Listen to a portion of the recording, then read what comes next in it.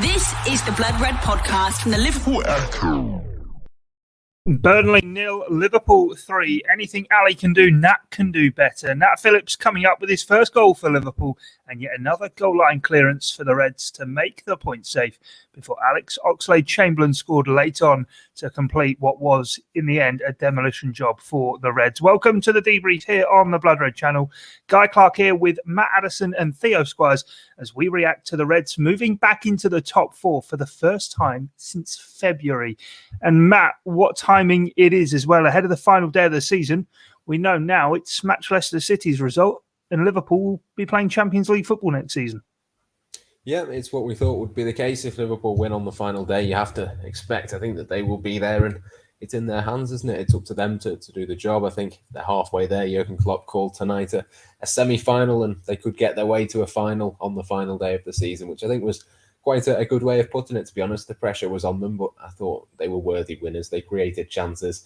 They didn't play particularly well. I thought they were a little bit nervous in the first half in particular, but even then there was sort of clear-cut opportunities that they created, and in the end, Roberto Firmino took one at a vital time, really, I think, to get 1-0 up in that game, I think was huge. I think we saw, obviously, the difficulties at the weekend of going a goal down and having to sort of turn things around from that point. But, yeah, Liverpool tonight went a goal ahead, got the second one, which they haven't always done this season. But, yeah, in the end, it was fairly convincing. And the goal difference, of course, gets a boost as well, which is a huge bonus as well. So, yeah, it would be very difficult now, I think, even if Leicester were to win. As long as Liverpool do their job, they'll be in the top four. Yeah, I think if Leicester win by 4 more goals than Liverpool, unless it goes crazy at Anfield, then yeah, that would be the only way in which, if Liverpool win on the final day, they wouldn't be able to finish in the top 4. But they've certainly done the goal difference a world of good tonight as well, Theo, with a 3-0 win in the end. But let's jump straight into the scorer of the second. The Nat Phillips show today at Turf Moor. What another brilliant performance from him. And he really is. I said it, I think, after the last game, but he's going to go down as the cult hero this season, isn't he? Yeah, definitely. Obviously, from Bolton, Nat, named after Nat Lofthouse. He might not score as many goals as the Great Lion of Vienna, but that was an equally important one to some wisdom this season. It's nice that Liverpool are just doing popular goal scorers at the moment, isn't it? It's like Addison gets his goal, Nat gets this one, even Alex Oxlade-Chamberlain there at the end. But it was another great performance from him at centre-back, considering start of the season, he wasn't even supposed to be at Liverpool. He was supposed to be joining Swansea or whoever else was interested in the Championship. And to now score the goal that has essentially got Liverpool with 1 foot in next season's Champions League, that's such a great story. And I think Jurgen Klopp was calling him a great story back in October, November when Liverpool were playing West Ham, was it? Never mind now. I've changed my view on him now. I know all along we've been saying he's having a great season, but he doesn't suit Liverpool's style. We can't have a long-term future there. He's done so well now. If he wants to be fourth choice and he's happy being fourth choice, let him. There can't be any qualms about him coming in now and filling in as that backup option. And it's one where you can say anyone can play alongside Virgil van Dijk. Nat Phillips is the same there. He's proven he can do a job, and it's just up to him now whether he wants to be first choice somewhere and make that next step in his career, or if he's wanting to ride this Liverpool journey a little bit longer. But another great performance from him, like you said, clearance off the line. He's got his goal. I've been saying for a few podcasts now, surely that goal's got to be coming because he's had chances, not quite delivered with them. He could have scored in the first half with that volley. I thought it was good connection. But then he's just so good in the air. He wins practically everything. Burnley suits him. You knew they were going to be physical. You knew they were going to punt long balls forward to Chris Wood. And he dealt with the challenge. And it's just showing that he loves defending. It's what he's good at. And he's been able to thrive at a time where it's been rather difficult for Liverpool. And it's no coincidence that him having this settled run in the team has coincided with Liverpool going on this great unbeaten run right into the top 4.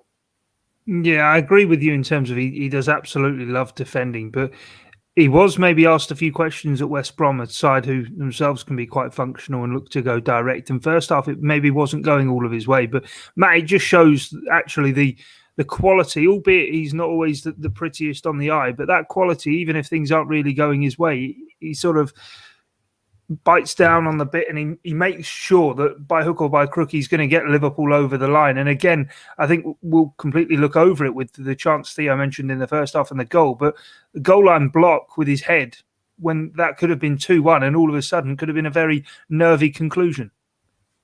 Yeah, it was a brilliant piece of defending. That's what we know that he can do, isn't it? There's no question marks really for me over his defending, his aerial prowess. We know that that's something that he's good at. That's his strength. I mean, for me, I'm slightly different to Theo. I'm not completely sold on him yet in terms of a long-term option. I think, you mentioned there a fourth choice potentially. I think he'd have to be the fifth choice. And would he be happy with that? I'm not 100% sure he will. I mean, obviously Van Dijk, Gomez and Matip are all ahead of him. We anticipate that Liverpool will get another one in the summer. Then you've got Kabak to come into the equation. Some suggestions today that Ben Davies could still be at Liverpool next season as well. So there's lots of sort of options for him. I think it'll be one of those where he's just done so well and he's done enough to sort of guarantee that he'll be playing Premier League football next season. It's just a case of, up to him really. What does he want to do? Does he want to have the odd League Cup game? Does he want to have the odd game for Liverpool? Or does he want to go and play maybe for a team like Burnley? Maybe this was an audition. If it was an audition and Burnley are interested, I think they'll certainly have come away impressed with him because, I thought Chris Wood sort of did pretty well in the first half, but second half, I thought, both he and Reece Williams alongside him dealt much better. There was one or two nervy moments. They were caught out of position on a couple of occasions, but you really are struggling to criticise them, given obviously all of the circumstances, everything around it, everything that they've done for Liverpool this season. The pair of them, deserve a huge amount of credit. And I think when we look back at this season, it might be one of those that we're kind of amazed at how well those two have done because, as Theo said before, I mean, we just didn't expect either of them to play any minutes for Liverpool this season, let alone play, as many as they have and as well as they have as well. So, yeah, it's two brilliant stories, I think, at centre-back for Liverpool. But whether we see either of them at the club next season, I'm still not 100% convinced. I'm going to side with Theo here, actually, Matt, and I'm going to say, you mentioned Kabak there. I think one thing more than anything Liverpool need in terms of deputies at defence is someone who is going to be reliable and dependable. And Ozan Kabak has come in. I think he's grown into the Liverpool shirt, but he's obviously missed the run-in now for them. £18 million that maybe if you've got a man who's free and already at the club, homegrown, so fills a quota for European football, a further £18 million, would you not rather invest elsewhere in the team? 100% I get that, and I'm not by any stretch of the imagination convinced on Ozan Kabak either, but I'm talking purely about the three that they've already got, plus potentially an Ibrahima Konate, who we think is maybe number one on their shortlist. I think certainly those four are better than Nat Phillips. Phillips would then be the fifth choice, and that's kind of taking Kabak and one or two others out of the equation. So look, but if he wants to be Liverpool's fifth choice next season, absolutely you can keep him, and that would certainly, for me, tie up, the sort of question mark over do you spend 18 million on Kabak or not. But even if Liverpool were to sort of discard Kabak, send him back to Germany, I think even then there's still a question mark hanging over Phillips' long-term future. But as I say, don't want to take anything away from him. He's been fantastic. And if Liverpool do get into the top four, he will be a big part of that. I don't think it's as black and white as that, because do you think Liverpool have got these three centre-backs coming back from injury, and we know it takes time to heal from these serious injuries. Joe Gomez is notoriously a player who takes longer to get back to his best, and an ACL injury could end some careers. So it will take time for Virgil van Dijk and Joe Gomez. They're not going to be playing week in, week out, and this is when you need the reliable options like Nat Phillips. And the question is now where you think, well, Liverpool have been looking, do they go for Kabak and Konate? Well, that's a big question mark against Joel Matip, because it's not as though he's had one serious injury that's ruled him out for a whole season. Granted, that's what he's out with at the moment, but his whole time at Liverpool has been getting injury after injury after injury. And as good as he can be, he doesn't play for half the season, and that has been the case right through his Liverpool career. So he's the one who's got to go, or he's just not there as an option. And if it's between him and Nat Phillips, who are the fourth choice, I'd happily take Nat, because you can trust him there. And the wage is going to be so minuscule as well compared to a Joel Matip. He is the perfect option to be that reserve choice who can come in for the cup games, can do a job when you need him, and feels the homegrown quota and all this. The only question is, does he want to do it? Because we know Jurgen Klopp is happy to let players leave when they've done a job if they can get better elsewhere. Like we've seen Lucas Leiva, he wasn't in the first team, but he'd been such a loyal servant going to Lazio. We've seen it with Ragnar Klavan. We've seen it with Dejan Lovren, Adam Lallana, all these players. It could easily happen to Divock Origi, Xherdan Shaqiri. It is going to come down to what Nat Phillips wants to do. But I reckon he's got another season in him at least, because Van Dijk and Gomez, they're not going to be August ready straight into that starting 11 and be able to do 38 games solid all the way through. They are going to have to tread carefully with them. So Phillips could be the man to pick up the pieces and take advantage of that. Absolutely. I don't want to sort of go over old ground, but I think if you are going to sell Phillips at some point, it's got to be this summer, because if you leave him a season, he's on the bench for the season. His contract, I think, would then be up in 12 months' time as well. Even if he was to extend that, you lose the opportunity to get a decent bit of money for him, I think, this summer. Yeah, it's peanuts though, isn't it? But it's one of those, isn't it? It's one of those where Jurgen Klopp hasn't been afraid. We might see Gini Wijnaldum walk out on a free. Well, we fully expect him to, don't we, to walk out on a free this summer. It's not as though Jurgen Klopp will not keep a player. Will move a player on for a fee rather than be afraid of losing him on a free for, as Theo says, being around to do a job. And when they've done their job, they can be free to kind of walk. But again, we saw this 2 years ago, didn't we? The sentimentality over Divock Origi scoring twice against Barcelona and in the final.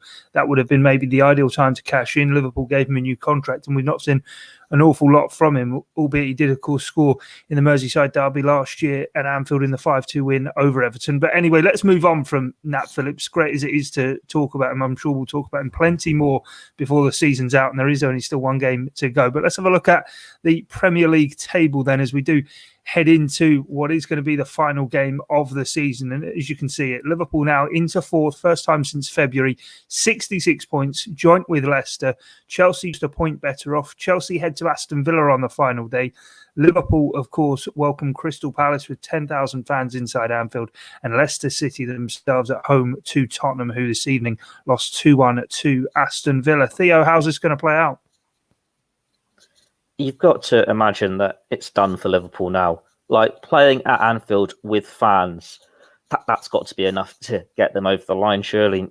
When you see those two draws there as well, it's funny to think if it wasn't for those late goals against Leeds and Newcastle, top four would already be secured. In this horrible season, they'd actually be fighting United for second. But it's been a great achievement from them, the way they've turned it around in the last few weeks. They've not got a Premier League title or a Champions League title up for grabs, but just qualifying will be a great achievement. You can't look past them now when they've got the favoured fixture. Like we say with Chelsea, well, they've got a Champions League final to concentrate on. Leicester, that mentality now has got to be playing on their minds after being in this situation last year and letting it slip last year. And it's always, as well, is there an FA Cup final hangover? They're playing Tottenham. It's going to be tough. These aren't easy games for sides, and I've said it before, Chelsea going to Aston Villa on the last day, that's not easy either when you've got fans back in there. So that's why it should give Liverpool to have that position of strength now. Like, if Liverpool have the season has been falling apart, it's been because the fans have not been there. That's why they've had all these Anfield struggles. But when the fans were there before the new year, they were, top of the table. They were getting the results. It was only against West Brom where I think when they dropped them, you think it's going to make a big difference. And it'll be the first time that Liverpool have had this sort of crowd inside Anfield to watch. Well, they're not the reigning Premier League champions at the moment now. City have got it. But it's still the side that won them the Premier League and all this. It should be a party atmosphere, and they can get this silver lining at the end of what have been a horrible season for them all. Yeah, Matt, of course, it's going to be Roy Hodgson's final game in charge of Crystal Palace as well. I know you're looking forward to being at Anfield, and I suppose with 10,000 in there, it is going to play an absolutely huge part. Yeah, it absolutely is, and you've got to fancy Liverpool. I know there is the sort of Hodgson factor, the sort of narrative around that and that sort of thing, but look, Liverpool have got themselves into a position now where they know exactly what they've got to do. They'll have sort of one eye on Leicester to an extent, but it would take, as I said before, a huge effort for Leicester to beat, let's be honest, a poor and struggling Tottenham side at this moment in time. They've, I think, lost again today, haven't they? And apparently didn't play particularly well. So there is a chance, I think, that Leicester will beat them on the final day, but to beat them by enough goals and for Liverpool to then not, beat Crystal Palace by at least one or two, I think it would be very much against the odds now for Liverpool to miss out. So, yeah, it's a huge opportunity. It's an opportunity that a few weeks ago we didn't think was going to be possible, but yeah, in front of 10,000 Liverpool fans, in front of all of those people that have sort of sat through a very difficult season, it would be a brilliant way to end it, and a way that I think, given that nobody got to celebrate a Premier League title win last season, it's kind of the least that Liverpool fans deserve, I think, at the end of this one. Yeah, after so many bumps and bruises along the way, Liverpool then sitting in fourth ahead of the final day of the Premier League season as Crystal Palace come to Anfield. That's it from us here on this edition of The Debrief following Liverpool's 3-0 away win at Burnley. Thanks for joining myself, Guy Clarke, Matt Addison and Theo Squires here on the Blood Red channel. Jurgen Klopp and Sean Dyche's post-match press conferences to come here on YouTube. But until next time, it's bye for now. This is the Blood Red podcast from the Liverpool Echo.